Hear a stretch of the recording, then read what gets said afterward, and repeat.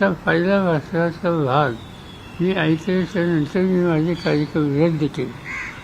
ते अतिशय चांगले बोलले आणि त्यावर त्यांचा जो सेकंड भाग होता तो संपेपर्यंत मी सदनाचा हल्लच नाही आणि ते व्यासपीठावरखाली त्यांचे अतिशय चांगले बोलल्या. त्यांनी एक दिशा दिली. मला असं वाटतं की या क्षेत्रातल्या जाणकारांनी त्याची नोंद घ्यावी. आपल्या मित्रपक्षांनीही त्याची नोंद घेतली पाहिजे असं आपल्याला वाटतं. विशेषतः संजय राऊत यांनी मित्रपक्षाचा मी कसं सांगा. उपस्थित असलेल्या पंतप्रधान पदाचा त्यांनी उल्लेख केला पण नरेंद्र मोदींचं थेट नाव घेणे त्यांनी टाळले. तारा भवाळकर मी सांगितलं त्यांचं भाषण अतिशय उत्तम होतं. आम्हाला त्यांची ही सौम्य भूमिका कशी. महाराष्ट्रात सध्या एकनाथ शिंदे आणि देवेंद्र फडणवीस हे दोघेही सत्तेमध्ये आहेत, परंतु सध्या या दोघांमध्ये शीतयुद्ध चालू असल्याचं प्रकर्षानं जाणवतोय. काही शिंदेंनी ज्या प्रकल्प घेतले होते, काही योजना घेतल्या होत्या, त्यावर चौकशी लावण्याचं काम हे देवेंद्र फडणवीसांकडून करण्यात येत आहे. त्यामुळे बऱ्याच उलट्या सुलट्या चर्चा सुरू आहेत. असं की आम्हाला फारशी माहिती नाही. तुमच्याकडे माहिती असेल ती आम्हाला द्या. आम्हाला त्याचा उपयोग होईल. तो कसा उपयोग करून घ्यायचा हे आमचं कौशल्य तुम्ही काही बघा. पण हे महाराष्ट्रासाठी कितपत चांगलं आहे साहेब? महाराष्ट्राच्या जनतेसाठी सरकारच आपापसात भांडत आहे. चांगलं आहे ना. त्याचे प्रेमाने सगळ्यांना घेऊन त्यांची सरकार चालवावं ही त्यांची भूमिका असेल, आमची नाही.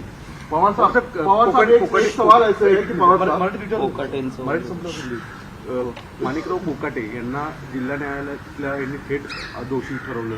आज काय झालं? आज अजूनही त्यामध्ये आले. आज तारीख होती पण अजून आली सुनावणी सुरू आहे. तर अशा परिस्थितीमध्ये एक मंत्र्यावर थेट आरोप असणं तरीही ते मंत्रिमंडळात असतं. याच्यावर अधिवेशन आता पुढच्या काळात अर्थात सुरू होईल. पण या संदर्भामध्ये पार्टी म्हणून तुमची काय भूमिका आहे? अपोजिशन म्हणून आम्हा सगळ्यांना याचा विचार करावा. आज हे जे काही चित्र दिसतंय, आतापर्यंत 2 मंत्री त्याच्यात सुद्धा आलेली आणि काही लोक सांगतात की आणखीही काही लाईनमध्ये आहे. हे चित्र महाराष्ट्राच्या दृष्टीनं, प्रशासनाच्या दृष्टीनं अजिबात चांगलं नाही. पण त्याचं पूर्ण चित्र आपल्या पुढे असल्यानंतरच त्याच्यावर भाषण.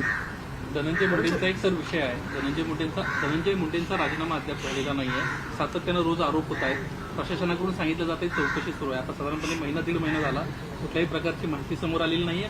त्यामुळं आता मस्साजोगमध्ये सुद्धा लोक उद्यापासून आंदोलन करणार आहेत, उपोषणाला बसणार आहेत. तर सरकारमध्ये अजून जी समिती नेमली त्यांचा देखील काही अहवाल जो आहे तो समोर आलेला नाही. जे काही त्या गावात मी जाऊन आले, त्या गावातल्या लोकांच्या ज्या भावना त्याची तीव्रता बघितल्याच्या नंतर कुणालाही स्वाभिमान असेल, सेल्फ रिस्पेक्ट असेल अशी व्यक्तीच्या पदावर अजिबात राहणार नाही. पण संबंध राज्यामध्ये एवढा त्याचा हल्ला होतो लोकांच्याकडनं, तरी सुद्धा सत्तेवर आपण बसून जायचं ही जी भूमिका घेऊन काही लोक वागत आहेत याचे शेवटी व्यापक परिणाम हे राज्यात दिसतात. परंतु सर, अजित पवार स्वतः म्हणतात की जर धनंजय मुंडे दोषी असले तर त्यांना आम्ही त्यांचा राजीनामा घेऊ. अजूनपर्यंत ते दोषी सापडत नाहीत असं अजित पवार सातत्याने म्हणतात. त्यांच्याकडे माहिती जास्त असते, माझ्याकडे नाही आहे. पण माझ्याकडे ही माहिती आहे की यापूर्वी काही लोकांच्या संबंधी अशा आरोप झाले की आरोप झाल्याच्या नंतर त्यांना सत्ता सोडावी लागली आणि चौकशी झाली. नाही म्हणजे नैतिकतेच्या मुद्द्यावर धनंजय मुंडेंनी मंत्रिपदाचा राजीनामा दिला पाहिजे असं आहे की नैतिकता आणि या सगळ्या लोकांचा काही संबंध आहे असं मला जाणवत. त्याच्यावर कशाला त्याच्यावर भाषा करेल.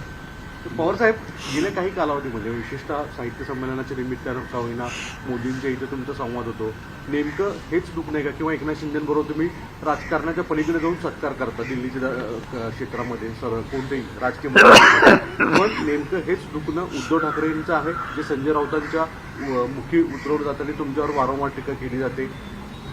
आमच्या टीका केली जाते. संजय राऊतांनी हा इशू काढला आणि तो काढला, त्याच्यात काही चुकीचं नाही. नाही, याच्या आधीच आहे ज्यावेळेस शिंदेचा तुम्ही सत्कार केला होता.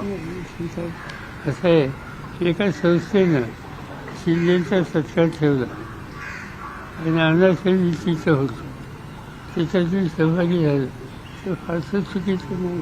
त्यात काही खासदार फोडण्यासाठी एकनाथ शिंदेच्या टीमकडून ऑपरेशन टायगर राबवलं जातं, ज्याच्याकडून उद्धव ठाकरेंचे 6 खासदार संपर्कात असल्याचं बोललं जातं. तर हे ऑपरेशन कितपत चालेल, कितपत सक्सेस होईल? माहिती नाही. माझ्याकडे महाराष्ट्रात राष्ट्रवादी काँग्रेस आणि उद्धव ठाकरेंचा पक्ष या सगळ्या खासदारांचं माझ्याकडे एक बैठक होती, भोजन होतं. त्या सगळ्यांच्यावरही आम्ही 2-3 तास चर्चा केली. त्याच्यात कुणाच्याही मनात तुम्ही म्हणता तसा विचार नाही. जे उद्धव ठाकरेंचे लोक आहेत ते एका विचाराने त्यांच्याबरोबर आहेत. सर, हिंदी में पूछना चाहूँगा, आप इतने सालों से इतने साहित्य सम्मेलन किए हैं, एक औहदा होता था, एक ये होता था, लेकिन आज संजय राउत ने एक लेटर लिखा है कि 50 लाख देकर साहित्य सम्मेलन में बुलाया जा रहा है और इसकी जांच होनी चाहिए. किस प्रकार से आप बिल्कुल पूछिए, क्योंकि हमारे पास कोई सबूत नहीं है. विशेष क्या है, उन्होंने सेशन किस आधार से किया, हमारे पास कोई संजय राउत है. लोग जानते हैं संजय राउत, कुछ एक बार बात करनी हो तो कहाँ तक भी जा सकते हैं, लोगों को मालूम है. लेकिन सर, साहित्य सम्मेलन में जिस तरह की भाषा का प्रयोग का जो मुद्दा उठाया, तो मंच साहित्यिक मंच था, कौन सा? साहित्यिक मंच था, और कौन नीलम गोरे ने- राजनीतिक चर्चा. ये सांगितलं ना, सर हिंदी में हमें चाहिए नीलम गोरे सोडून सर हिंदी में। बाकी कुणाची तक्रार नव्हती. हाँ, उन्होंने जिस तरह का स्टेटमेंट किया गलत है. वहाँ आने के यही स्टेटमेंट करना था, तो वहाँ आने की कोई ज़रूरत नहीं थी. जो उन्होंने किया वो ठीक है. सर और दूसरी बात यह है कि उनकी राजनीति में कंसिस्टेंसी कितनी, आज तक पिछले कुछ सालों में कितनी राजनीतिक दलों में जाकर उन्होंने काम किया, कैसे किया, ये सब भारत की जनता जानती है. और इससे ज़्यादा बोलना तो ठीक नहीं. लेकिन सर संजय राउत उससे नाराज हो जाते हैं, उद्धव ठाकरे खासकर हम कहेंगे कि उनकी नाराजगी संजय राउत के जरिए बयान होती होगी. ये आपने भी उसकी जिम्मेदारी उद्धव ठाकरे कांग्रेस अध्यक्ष थे. उद्धव ठाकरे बिल्कुल नाराज नहीं. भाई संजय राउत हर दिन जो बोलते हैं, इससे नाराजगी हो तो उनको घर से बाहर निकलना मुश्किल है. हर सुबह 10 बजे से शुरू होते हैं अफसरों का काम, वो एक अलग है. दो लेकिन सर वो दो अहम मुद्दे हैं महाराष्ट्र. ईवीएम को लेकर फिर एक बार सवाल उठाए जा रहे हैं. 2 अहम मुद्दे हैं महाराष्ट्र में. एक तो धनंजय मुंडे के ऊपर आरोप हो रहे हैं, रिजाइन की मांग की जा रही है, लेकिन वो रिजाइन नहीं दे रहे. देवेंद्र फडणवीस जो है, अजित पवार जो है, ये सारी बातें कर रहे हैं. दूसरी तरफ माणिकराव कोकाटे को नासिक कोर्ट ने आरोप जो हुआ है, तो उसकी वजह से क्या रिजाइन देना चाहिए एक नैतिक आधार पर? आज का खुशल दिन था, मुझे मालूम नहीं आज क्या हुआ. आज बात साफ हो जाएगी लोगों के सामने. मगर जिस तरह से एजुकेशन है, ये एजुकेशन देखने के बाद कोई भी जी से भी इसमें